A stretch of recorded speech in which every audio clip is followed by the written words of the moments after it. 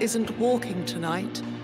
So, welcome to the Weird Tales Radio Show, your weekly fix of ghost stories, urban myths, witchcraft, magic, and folklore. And now, here's your host, writer, award-winning journalist, best-selling author, and sometime werewolf hunter, Charles Christian. Hello and welcome to another episode of the Weird Tales Radio Show, the home of geek, folklore and paranormal entertainment, with me, Charles Christian. Not a lot to say this week as there's no time. We have an excellent interview coming up, which we'll be lucky if we can squeeze it all into the show. So I'll just get on with introducing our guest, Mark O'Connell. Mark teaches screenwriting at DePaul University in Chicago, and his writing credits include several episodes of the Star Trek, Next Generation, and Deep Space Nine TV series. However, along with science fiction, he has also written the definitive biography of Alan Hynek, the scientist who helped put UFOs on the map, changing flying saucers from the realms of sci-fi to a topic worthy of serious study. Hynek also devised the original Close Encounters classification for UFO encounters. As ever, you'll find links to Mark's website, blog, TV shows, and his book on Hynek, which is called The Close Encounters Man, How One Man Made the World Believe in UFOs, on the urbanfantasist.com website. Incidentally, this interview was dogged with technical issues. We had to totally abandon the first recording session, and the second one saw us having to switch from a Skype link to a cell phone call. Strange. We were talking about UFOs and the US government's Project Blue Book. So was that the Men in Black interfering?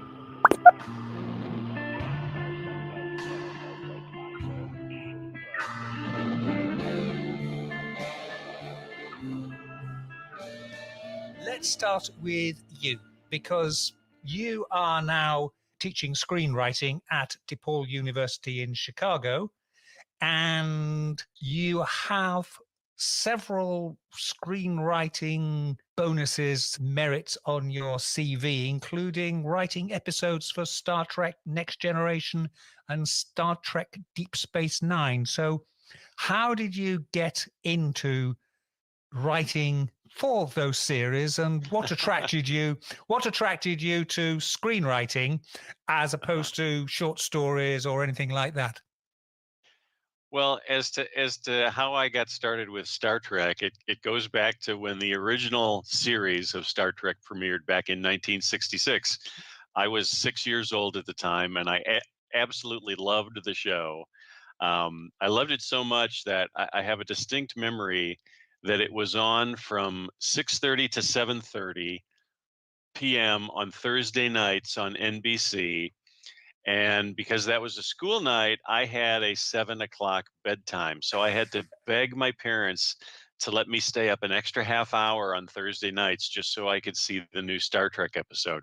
I'm a lot older than you, but those days of school nights and having a got to be in bed or not watching television because it'll make you too excited, you won't be able to sleep. Oh yeah. Well, I had a similar problem with this TV series UFO, Jerry Anderson's UFO, because that was syndicated here in the States, and it was shown where I lived. It was shown Saturdays at 6 p.m.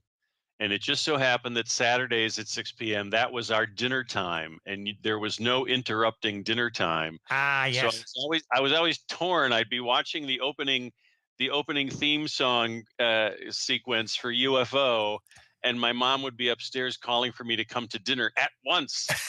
So these science fiction TV shows were always putting me in these huge dilemmas. It was horrible.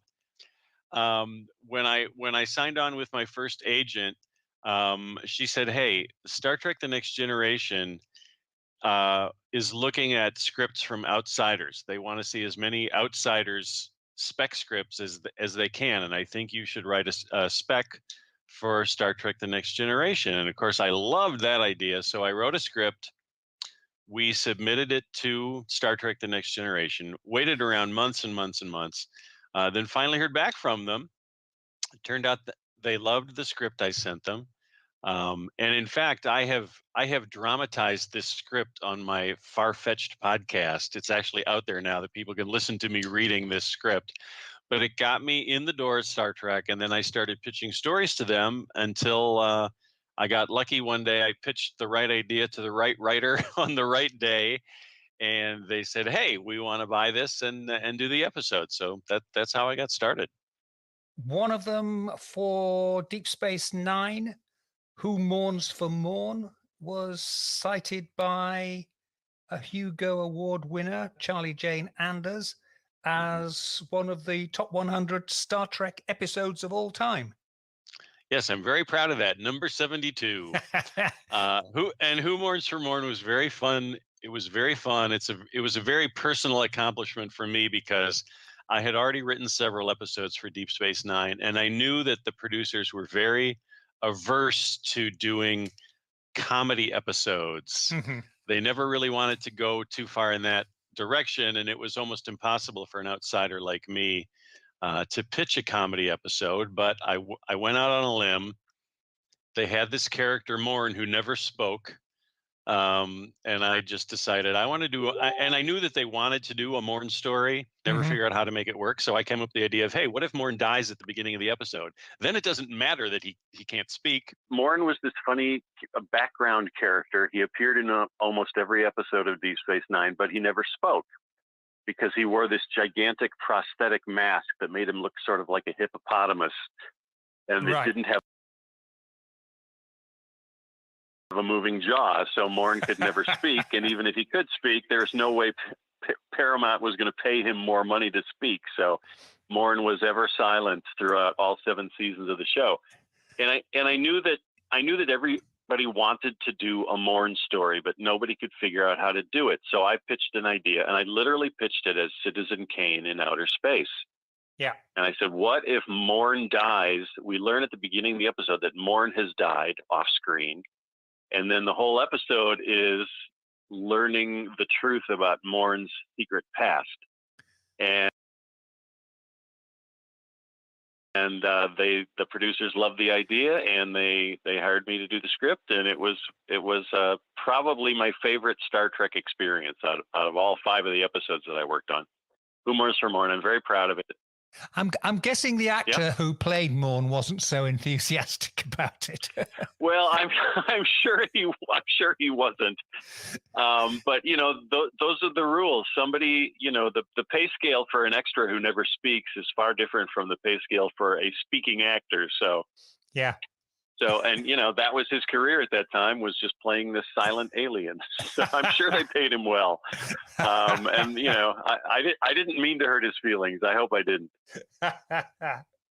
Now, obviously, this background explains why you are now teaching screenwriting, but we're actually here to talk about your study and book about Joseph Allen Hynek, who is a real person involved in the real investigation of aliens and is associated with the US Air Force various projects, the best known of which is Project Blue Book. So introduce us to Joseph Allen Hynek, and why did you decide to jump from science fiction to science faction, if you like, and do a biog of this character? Well, it wasn't really a conscious decision. The opportunity to write the book literally fell into my lap. In fact, at the time, so this would have been about 8 or 9 years ago, probably, when the idea first started rattling around. I was working with Dr. Hynek's UFO Foundation in Chicago. I was writing a UFO blog called High Strangeness, and I would visit the Center for UFO Studies every couple of months just to root through their files and look for fun stories to write about. Mm-hmm. So, it was just sort of a fun side project, nothing serious about it at all. But one of the times I visited, the scientific director of the center, and again, this is a foundation that Dr. Hynek formed back in the 1970s when he was still alive, and it's still in existence in a much smaller form. But the scientific director of the center, on one of these visits, he said, "Hey, Mark, I've been reading some of your blog. I enjoy your writing." He said, "We've been looking for someone to write the definitive account of Dr. Hynek's career." And he said, I wonder if you'd be interested in doing that. And that's how it happened. I didn't go out looking for this job. It found me. And I just said, absolutely, I would love to do that. That sounds like a dream project for me. I got in a little trouble with my agent. I was working with a literary agent at the time who was really, really wanted me to write a movie script. And every time I brought up the book, she would just say, "Mark, I don't want to hear about the book." Well, then, so we were at loggerheads on that for a while. She ended up having to retire early for health reasons. So all of a sudden I was sort of left to my own devices and thought, well, I guess I'm going to write the book now. So that's how it all happened. And believe me, Charles, this was the first time I had written anything like this. I had no idea how to write a biography. I had no idea where to begin research. So this was all new to me. And I basically had to stumble along and learn as I went over the course of several years. It was a real adventure, but it was really, it's one of my proudest professional accomplishments. Absolutely. But you asked who was J. Allen Hynek, and I skipped over that. So let's get back to him. So yeah, Dr. Hynek was a mild-mannered astronomy professor teaching at the Ohio State University in Dayton, Ohio. And one day in, I believe it was 1948, a couple of Air Force guys from the Air Force Base about 60 or 70 miles away in Columbus, Wright-Patterson Air Force Base, stopped by Hynek's office at the university and started making some small talk and ended up saying, "Say, have you heard about these UFOs that everyone's talking about?" Well, the modern UFO craze had started just a few months before that. And Hynek did know a little bit about it, but he didn't think much of it. He thought it was just a fad. He thought it was something that he thought it was post-war jitters. People were nervous about another Pearl Harbor, and they were nervous about Soviet bombers appearing in the sky. So Hynek just sort of put it down to that. And but the Air Force guy said, well, we're studying these sightings. We keep getting reports sent to us, and we need a credible scientist who can look at these reports and let us know if what was actually seen was just a meteorological or an atmospheric phenomenon and not something from Mars or Venus. And Hynek thought, well, that sounds like easy money. I mean, that's really how simple the decision was for him at the time. He thought it would be very, very easy to write off all of these UFO sightings as just mistaken identifications of perfectly normal things. And he'd pick up a little extra cash on the side, which is great because he had a growing family. So that's how he got reeled in. He used to call himself the innocent bystander who got shot. And he wasn't far from the truth. So he started, and at the time he was working on Project Sign. That was the Air Force's first UFO project. And so he went through a couple hundred of these UFO reports that had been submitted to Project Sign. And he did a pretty good job of debunking about 80% of the reports. He was able to identify, oh, this person was looking at Venus. Oh, this person was looking at a meteor shower. Yeah. And he thought that by explaining away 80% of them, he was doing a pretty good job. He was very proud of himself for that. Yeah. So he finished up that project for Project Sign and went back to teaching and just forgot about UFOs for a couple of years. Well, meanwhile, Project Sign morphed into Project Grudge, which then morphed into Project Blue Book. And the new people at Project Blue Book came back to Dr. Hynek at the university and said, hey, we could use your help again, because guess what? We keep on getting these reports. They haven't stopped. It hasn't been a fad. It keeps going, and we need your help again. And Hynek thought, that's interesting. That really caught his interest. So he started looking at the new reports that had come in since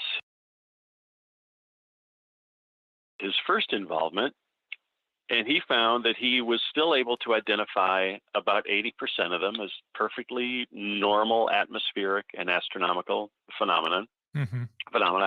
But there were still 20% that could not be explained. And suddenly something clicked in Hynek's head, and he thought, well, here's a trend. This is interesting. He was very surprised that there was this consistent 20% year in and year out that couldn't be explained. And he thought, that's kind of a scientific mystery to me. I'd like to start looking into that.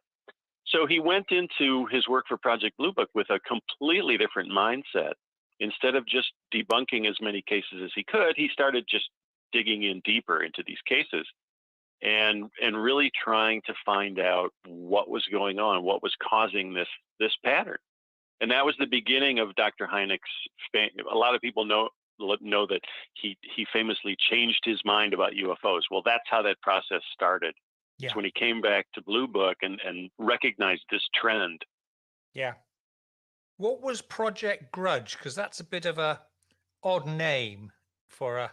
It is, isn't it? Yeah, Project Sign, yeah, we can understand that. Blue Book, yeah, or something like that. Grudge, that's got a definitely sort of a personal angle to it. Absolutely. It absolutely does. And there's kind of a reason for that. So Project Sign was only in existence for a limited time. I think it was maybe between 9 months and a year that Project Sign was active. And in their final report, it was called the Estimate of the Situation. The staff of Project Sign made a pretty strong case for an extraterrestrial hypothesis. They really wondered if these UFOs might in fact be alien spacecraft from either Mars or Venus. Yeah. And that's what they put in their final report. Well, that didn't go over too well with their bosses at the Pentagon, who said, you can't just say this stuff without giving us proof. So the Estimate of the Situation died a very quick death. Very few people ever read the document. It just disappeared completely. Yeah, sad. But the problem the Air Force still faced was they kept getting UFO reports by the thousands, and they just didn't know what to do with them.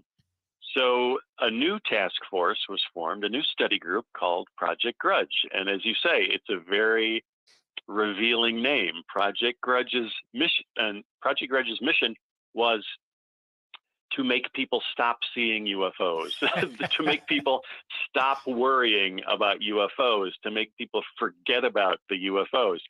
That was their mission, and they turned out they did a very good job of it.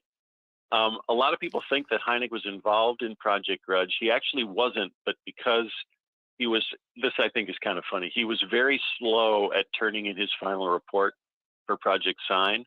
And by the time he submitted it, Project Sign didn't exist anymore. So his report went into the Project Grudge final report. So that's how Hynek's name got associated with Grudge. Yes. Yeah, he never actually worked for Grudge. Right. But then a while after Grudge folded, as I said, the cases kept coming in. The Air Force was still frustrated. And so then they created Project Sign, and that's the one we're also familiar with because it lasted, almost 20 years. Project Blue Book. And really, Project Sign, Project Blue Book, and Blue Book really wrote the history of ufology in the United States. Yes, 1952 to 1969, I believe. Yeah. Yeah. It was a long haul, and Hynek stayed with it. And really, the interesting thing about Hynek, and this is one of the things that appealed to me in writing my book, was that even though all of these study groups, Project Sign, Grudge, and Blue Book, they all had these sort of a rotating cast of characters. The staffers and the project chiefs were switched in and out very, very often, which led to very inconsistent professional standards and practices among the UFO investigators, which, of course, was intentional. Yeah. It's kind of crazy. But Hynek remained the constant. He was involved in Project Sign. He came back for Blue Book, and he was with Blue Book for its entirety. So Hynek was the only constant throughout this period of, the late 50s into the 60s, and that gave him some real credibility. And a lot of people wonder, why did he put up with the Air Force for so long? How could he stand, working for the Air Force, knowing that the Air Force was covering everything up? Yes. And Hynek would always compare himself to Johannes Kepler, who developed his 3 laws of planetary motion back in, I believe, the 1600s. And Kepler was in a similar situation. He was hired by this astronomer Tycho Brahe, and Brahe was an observer and kept meticulous records of planetary movement, but he didn't know what to do with them. But Kepler did. And even though Kepler and Brahe hated each other very, very much, Kepler stuck with it. He stayed in this unpleasant arrangement with Brahe because he knew that if he left, he'd never get access to that amazing data anymore. So Hynek always portrayed himself that way. He said, if I quit Blue Book, I would lose access to thousands and thousands of case reports, and I don't want to do that. That makes sense. That makes sense. Yeah, he was willing to put up with a lot just to maintain his access to the intelligence. And I can understand there being a staff turnover, because I should imagine for many Air Force officers, being associated with Blue Book for too long would not be a career-enhancing move, and they'd like to get out and go somewhere else. You are exactly right. Yes. What about... It was not a plum assignment. Yeah. What about Hynek? Did the Air Force not at any time think, can we find someone who will be a bit more amenable and will forget about these awkward 20%? Or was it nobody else wanted to touch the job? That is a really big question, and it's hard to answer it definitively. I think you're partly right there that nobody else wanted the job, so they kept Hynek on, and Hynek was very good, even though he was beginning to doubt the Air Force's mission, and he was starting to, in his own little ways, work against it. I think the Air Force still considered him a trusted ally because he was so mild-mannered. He had this persona of someone who would just go along and get along, and I think the Air Force was very comfortable with that. Also, Hynek had established a track record as being a very faithful and loyal government employee. He signed on to a lot of government contracts while he was teaching, doing all sorts of astronomical studies for the Air Force and the Armed Forces. So he had a security clearance. He had all his, there was no red tape involved with getting Hynek on a project. Mm-hmm. So for a lot of reasons, he was actually a very comfortable fit. So even though he kind of drove his bosses crazy a lot of the time, they still, and again, and I think there was also some desire in the Air Force's part to at least maintain some sort of consistency by keeping Hynek on, because he was the one guy who knew the whole history from day one and up until present. So yeah, it's weird though, because on the surface it looks like, wow, the Air Force was crazy to keep Hynek on the job for so long. It's a very weird thing, but I think those are there were some practical reasons for it. Right. Now, one of the things Hynek did, was it during this period, was he devised his categorization of encounters with UFOs, of which the most famous one is that the movie title comes from Close Encounters of the Third Kind. Yeah, Hynek had these ideas rattling around in his head for a long time. He thought it would be smart to try to develop categories of UFO events. And his first try was actually very simple. He had 3 different categories at first. One of them was nocturnal meandering lights, which is a pretty good, very self-descriptive. Yeah. Those were sightings involving weird lights in the nighttime sky that moved around in strange ways. Daylight discs was the second category, also self-explanatory. And then the third category of his original 3 was visual radar sightings. And those were his favorite, because if you've got someone on the ground making a visual identification of an object, and then you've got someone in a nearby airport control tower on radar who is picking up the exact same thing that this person on the ground is seeing, that makes a pretty strong thing to something actually real is happening in this, during this event. Yeah. So that was Hynek's first try at it. Later on, though, he realized that the system could use some. So he published his first book in 1972. II, the UFO experience. And in that book, he spelled out the Close Encounters trilogy that you mentioned. Close Encounters of the First Kind was a sighting within close range, close enough that the witness can make out the outline of the object, can sort of tell if it's a solid object or not. And he estimated that would be around 500 yards, proximity to the flying saucer of 500 yards. Close Encounter of the Second Kind involved the UFO having some sort of physical impact on the environment. And that could be a lot of different things. That could be that the witness suffers retinal burns, which has happened in a lot of cases. It could mean that a person's car engine dies as a UFO approaches. It could mean that a UFO landed and left behind, landing mark imprints or some burned grass or bushes. So that was Close Encounter of the Second Kind. Hynek loved those cases. He loved Close Encounters of the Second Kind because, again, there was some actual physical evidence in those cases.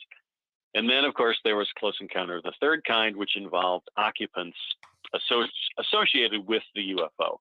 And Hynek, he had no choice but to include that category because there was so much evidence that things were really happening, but he kind of hated it. He hated the category Close Encounters of the Third Kind because it just brought up so many uncomfortable questions for him.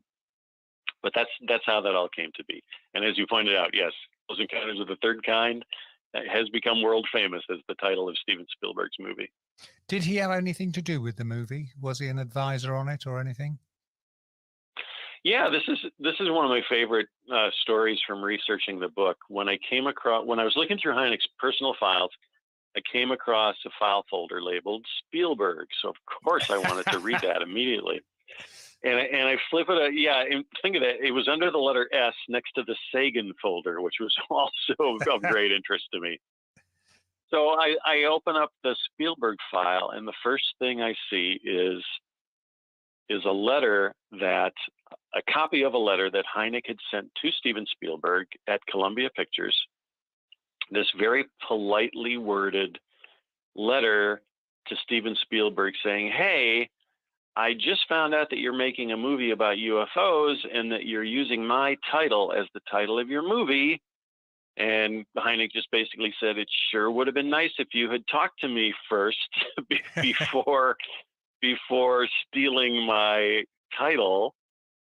And I thought, wow, this could be a bomb about to explode here. I wonder how this turns out. So the next letter in the pile was a return letter from Steven Spielberg from a week or two later. Very, very contrite and apologetic. And Spielberg is saying, "Oh, I'm so sorry. I had no idea that terminology was, your property." He said, "Your book was recommended by one of our production assistants, and I've made it required reading for everybody on the film."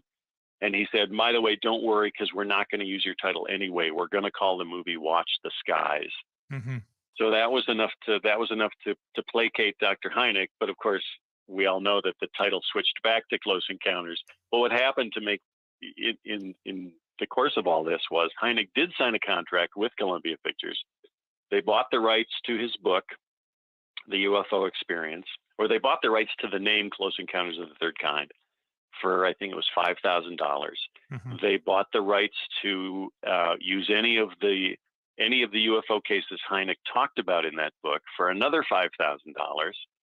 And then he was hired on as technical advisor for the film and worked on set for about 3 days while they were shooting the big mothership sequence for the finale of the movie. Yeah. And some of your listeners may recognize that in that final sequence where the mothership arrives, there's a 6-second shot of Dr. Hynek sort of pushing his way to the front of the crowd to get a good look at the spaceship and the aliens.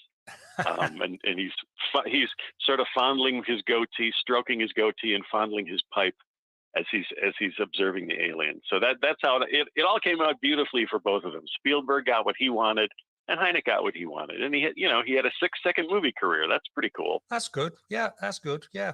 And just keeping on that, the notes I've got here say that one of Hynek's sons, Joel, is a visual effects supervisor and has won an Oscar for a movie called What Dreams May Come, which doesn't ring a bell with me, but he also did the camouflage effect for the movie Predator, keeping the aliens in the family there.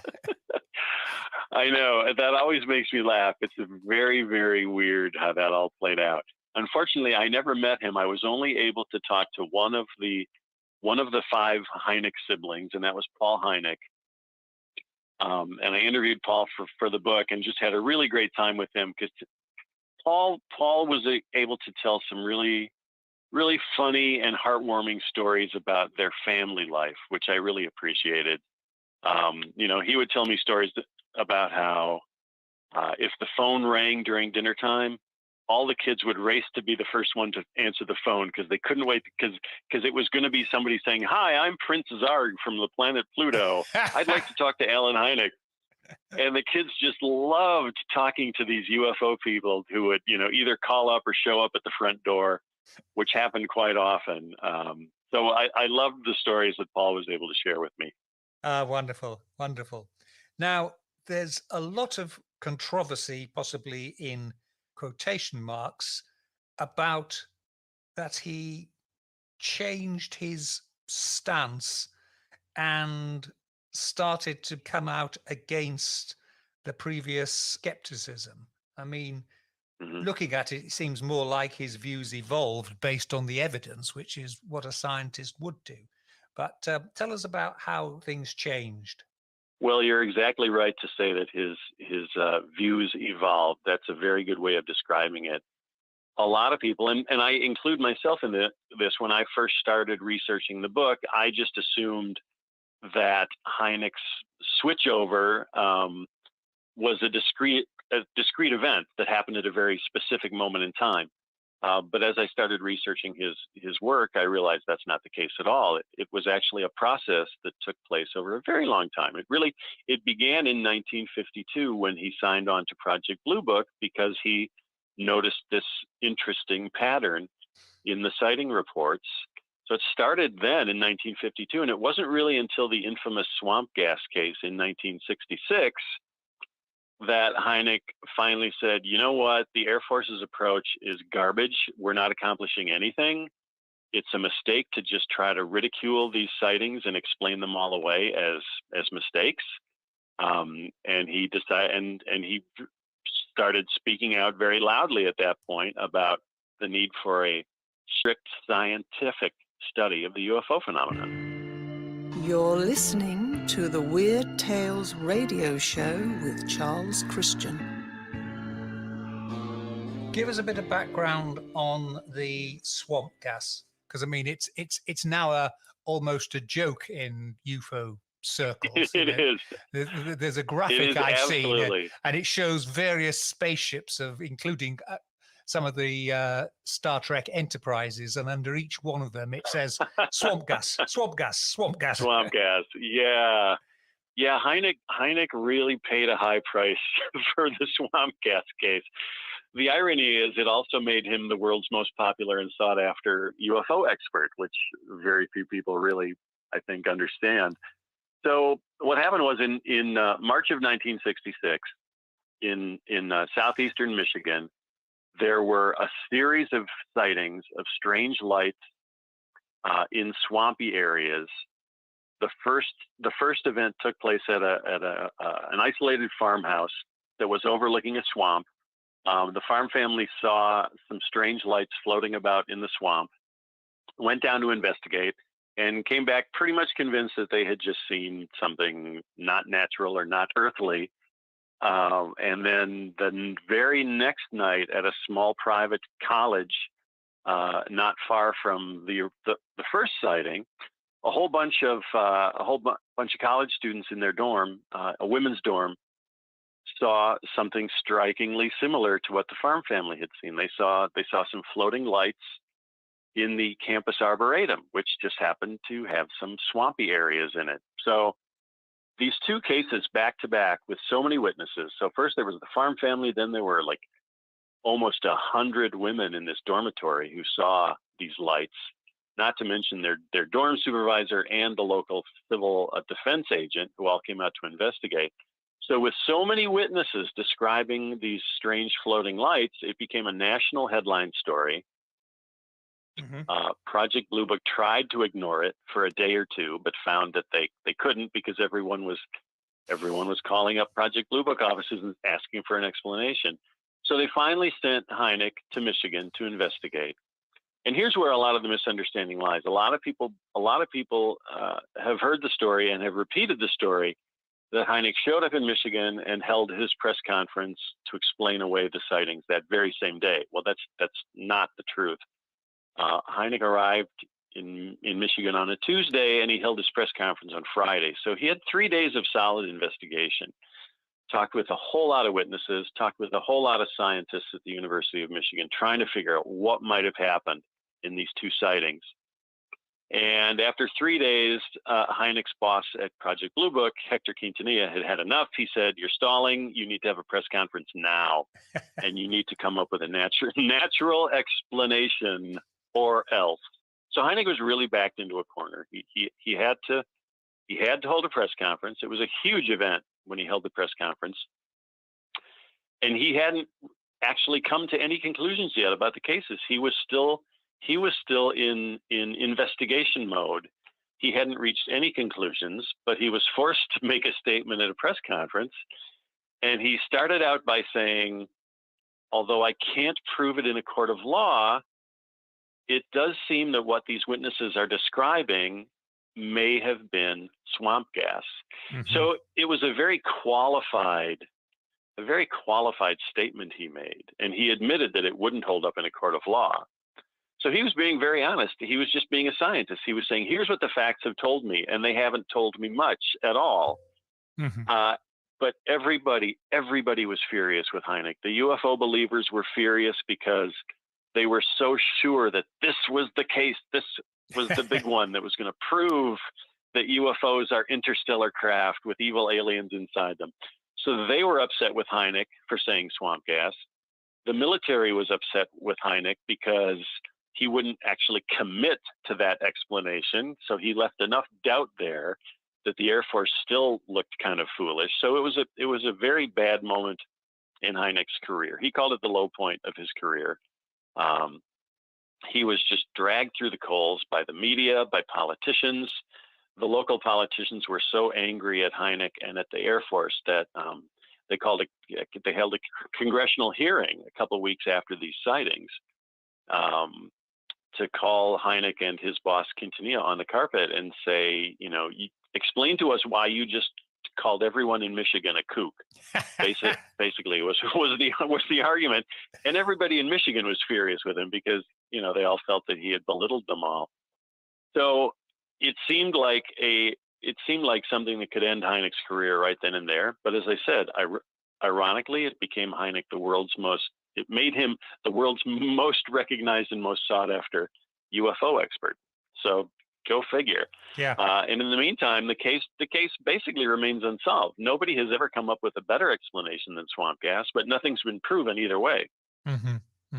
I mean, I suppose Hynek really, by this time, as is well known, he's getting it from both sides, because you've got the institutional skeptics in the Air Force on one side who want it all to be swamp gas or Venus, and you've got the UFO true believers on the other side who want it to be alien life. And he's caught as the true scientist, trying to be impartial and just base things on evidence. He's caught in the middle because he's not going to satisfy either of them. Yeah, it was a horrible position for Hynek to be in. But he stood his ground, which I have always respected. He never backed down. He never said, okay, have it your way. It was UFOs. He stuck to what he felt was true. Yeah.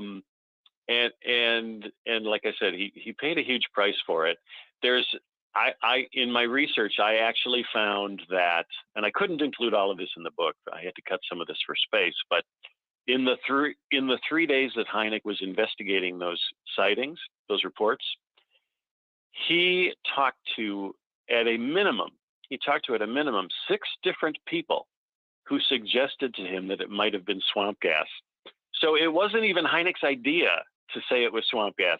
He had been advised by at least a half a dozen people whom he respected that swamp gas was a likely explanation for what was going on. So Hynek had some, his swamp gas statement at that press conference. It wasn't just something that he just cooked up. There was a solid basis for it because people had been telling him that all week.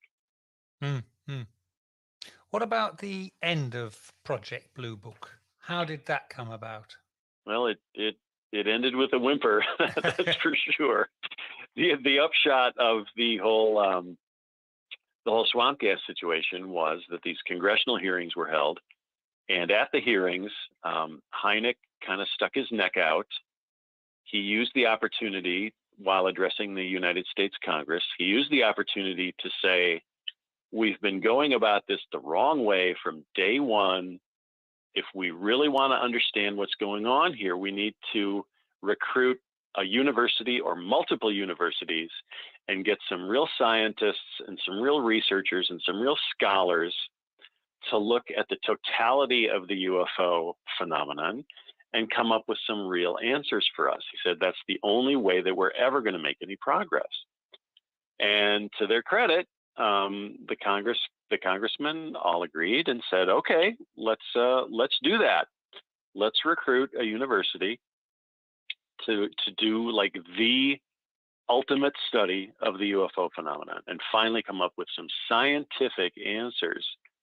And then it got real interesting because no university wanted to do the study. Nobody wanted to be associated with it.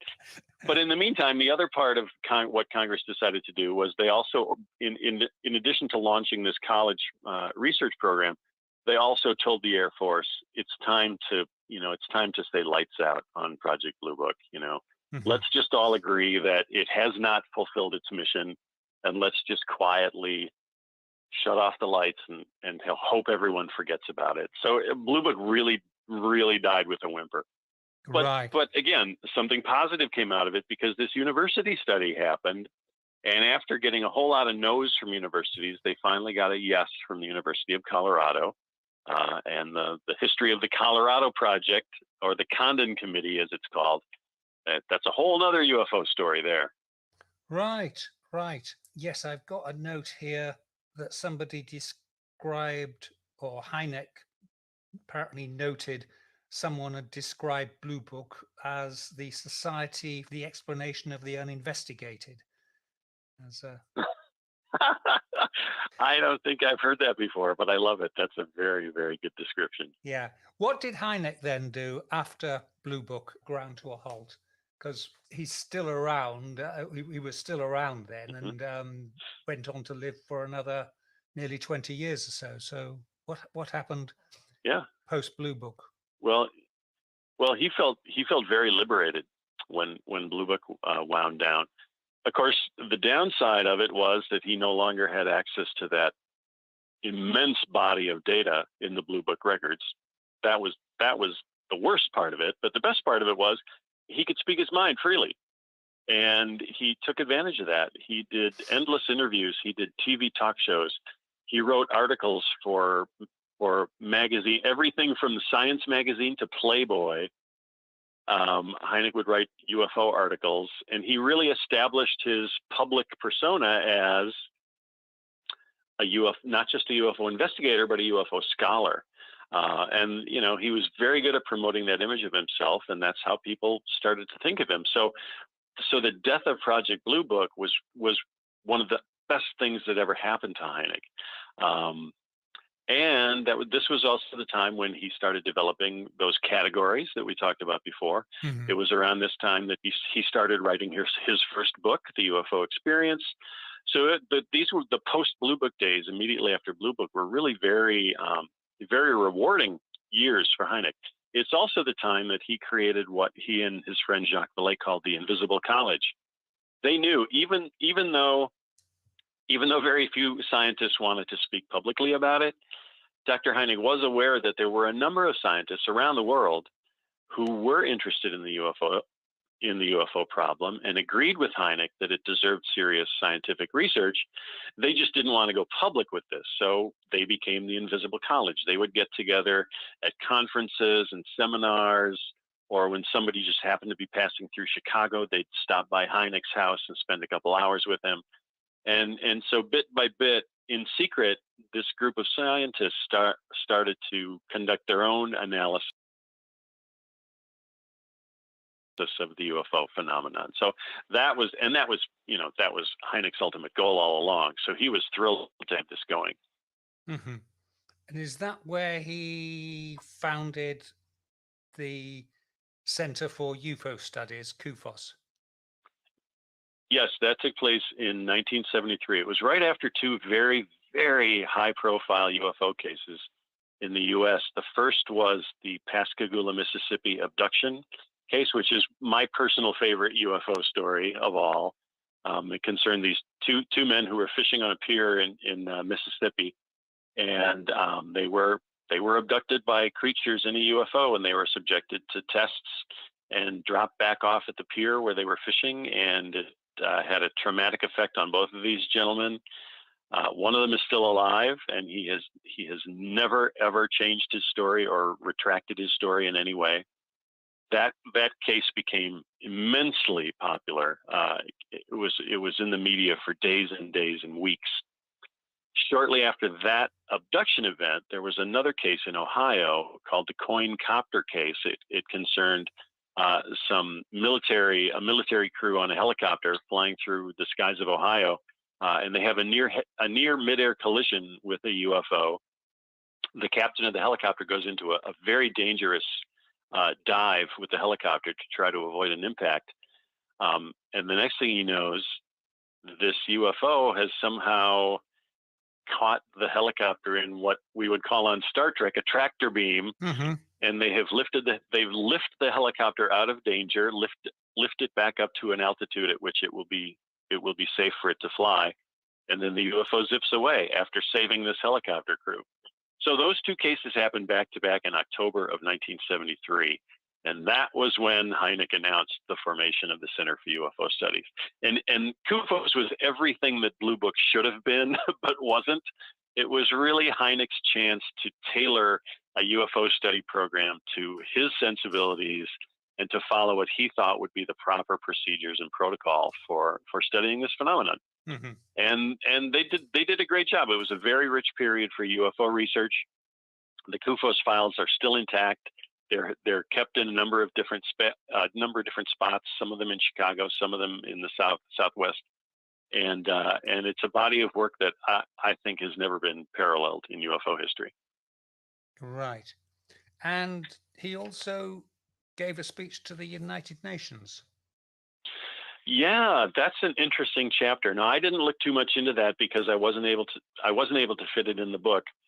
But yeah, Hynek got involved in an effort. A journalist, Lee Spiegel, I think I'm getting his name right. I haven't talked with Lee for a while, but he put together a presentation to the United Nations. They got the UN General Secretary to support the project, and Dr. Hynek took part in a briefing with these UN officials about the UFO phenomenon.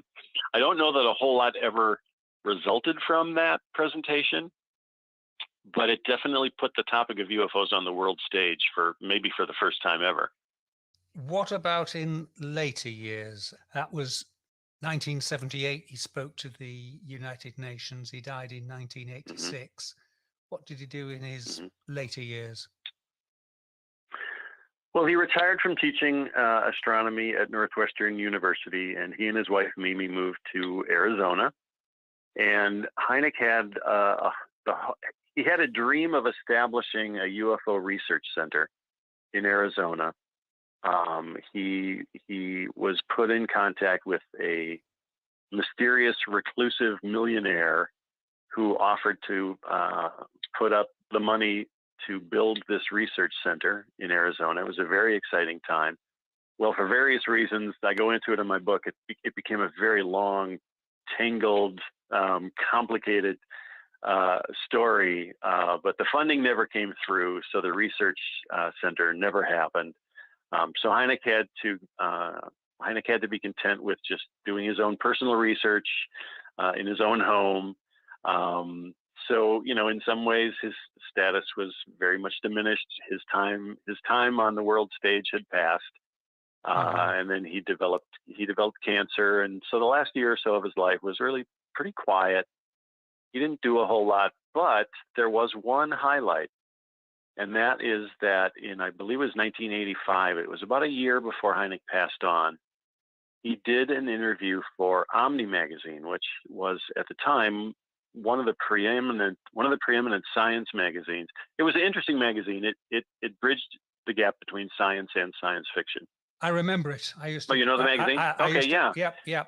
It's published by Playboy, wasn't it? It was a great magazine. Yeah. Yes, it was. I believe that's right. So, Hynek did an interview with one of the editors of Omni magazine, and it's a very, very long interview. And they talked about everything under the sun. They talked about the highlights and the low points of Hynek's career. They talked about his spiritual beliefs. They talked about just everything you can imagine. They talked about, whether Hynek felt that he had succeeded in his UFO work or not. And, he had reached a point in his life where, he had a lot of time to reflect on his accomplishments and his disappointments. And he had a pretty realistic view of things. He felt, according to his son Paul, he felt pretty proud of the fact that even though he had tackled a huge problem and he hadn't quite solved it, but he had made progress, and he had increased awareness of the UFO phenomenon. And he had, as the subtitle of my book says, "One man made the world believe in UFOs." Hynek really popularized the concept of the UFO. Throughout his entire career, from the 40s into the 50s, 60s, and 70s. Hynek made it okay to talk about UFOs in polite company. People didn't have to sort of whisper to each other in the background anymore. They could actually bring it up at dinner parties. Hey, what do you think about UFOs? I just read this article in Science magazine by this guy, J. Allen Hynek. He really opened the door for open conversation about UFOs. And he had this one quote that's always been one of my favorites. He liked to say, "Ridicule is not part of the scientific method, and the American public should not be taught that it is." Because he was always deeply disturbed by the fact that UFO witnesses faced so much ridicule for coming forward with their stories. And Hynek really, he wanted to establish ridicule-free zones where people would be able to talk about these experiences freely. And so he did accomplish that, I think, to a very, very great degree. I think he accomplished that goal, and that's really something to be proud of, I think. It's now 35 years almost since he died. What would he think of the current state of play? I mean, it still seems to be there's an awful lot of ridicule associated with it.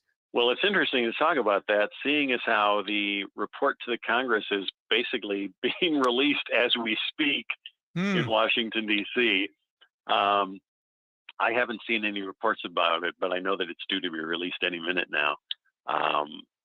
So, and of course, that moment of releasing this UFO report was triggered several years ago by these high-profile sightings by the U.S. Navy.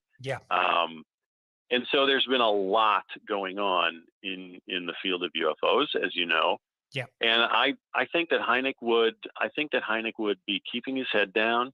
I think he would probably be making as few public comments as he could, because he would want to wait and hear and see what the results of this report would be before he would want to speak publicly about it. And I believe that there probably won't be anything significantly new in this report. Of course, I could end up, with egg on my face very easily.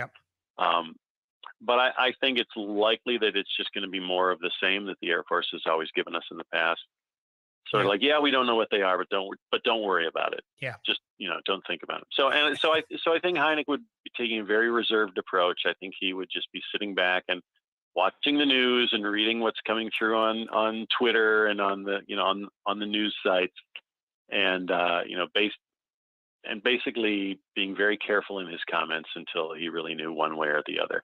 I also do think, though, that he would be very, very gratified that so many people are speaking openly about UFOs, including politicians and including military figures and media people. I think he'd feel some great satisfaction in that, because I think he opened the door for that many years ago. Yeah. I believe you've worked on or got an idea for a script on crop circles. Yeah, I think I mentioned it last time we talked. Yes. Yeah, a while back. Well, quite a while back. The script is pretty old now. No, I read the story of Doug and Dave, the two hooligans who convinced the world that they were creating crop circles all over southern England. Yep. I don't know if those names ring a bell with you. Mm-hmm. Doug Bauer and Dave Chorley, and they became worldwide celebrities until it came out that they were actually lying about the whole thing, that they hadn't made the crop circles, or they hadn't made all of them. Yeah. And something about that story just captured my imagination. I thought, wow, they hoaxed a hoax. How that takes some real chutzpah and a hoax. So I just thought that would be a fun story, and I tried to do some research. Could not find either Doug or Dave. I believe they've both passed away now. This all happened back in around 1990, 1991, when they were having their adventures. So I wrote a script based on the exploits of Doug and Dave, and it's a comedy. It's not a drama at all. It's a comedy, sort of along the lines of, you may remember the movie Local Hero by Bill Forsyth, one of my favorite movies. Yep. I kind of had that movie, the tone of Local Hero in mind when I wrote my script, Doug and Dave. So that's that story, and it came close to being made about 10 or 12 years ago. At Disney, the actor Bill Paxton wanted to direct it. And at the time, his dream casting for Doug and Dave would have been, drumroll, Connery and Caine. He wanted to reunite Sean Connery and Michael Caine after A Man Who Would Be King and get them together for one more movie. So might be more something Simon Pegg would go for these days. You know what? That felt Edgar Wright, who has directed three of Pegg's and Frost's Carmelo trilogy. Yeah. I've always thought he would be a wonderful director for my script for Doug and Dave. So somehow, if you can get word to Edgar Wright, please do me a favor and mention my name to him. I will do. Well, Mark, it's been great talking to you, and I'm glad, after endless technical difficulties, definitely nothing to do with the military plugging into us. Oh no, that has been great. Thank you very much. It's been a lot of fun. Black Shuck, the demon dog of East Anglia, is baying at the moon, which means it's time for us to go. You've been listening to the Weird Tales radio show with Charles Christian, your weekly fix of ghost stories, urban myths, witchcraft, folklore, and the paranormal. You can keep in touch with us online at www.urbanfantasist.com, by email to urbanfantasist@icloud.com, and on Twitter @urbanfantasist. Join us again next week for another edition of the Weird Tales radio show. Goodbye.